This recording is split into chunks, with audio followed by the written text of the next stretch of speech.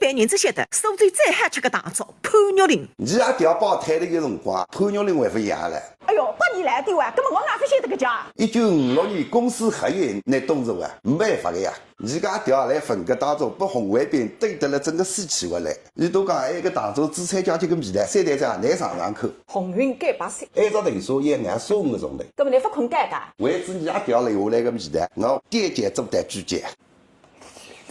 哎，老板，俺不地个啦！你讲讲，糖你自家高，想哪点就哪点，过来。糖来到底，你想了还高，为哪高？哦，想了还点为哪点是很高。我呢，自然把你看看来再看。啊呀，这叫来了来。那糖你自家高，想哪点就哪点。阿西达来。糖你自家高，想了还点就哪点。那个大枣也没法吃，一吃侪要地单位。现在讲味道哪哈？啊，我来吃你的门。哦，现在这样。你现在吃下来按照大枣味道了哈。这都熟，现在讲味道哪哈？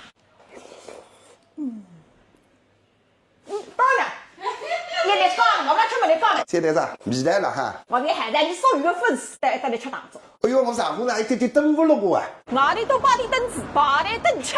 别个侪是高低居茶店，哪有12块得了家？现在这那个灵魂还分吃上了。新冠人肉猪肉配方，23味中药搁起来的。正宗的吃法，一餐粥配一餐肉。我们那从来分听说过家。所以我回去呢，还是老在门里向说这些。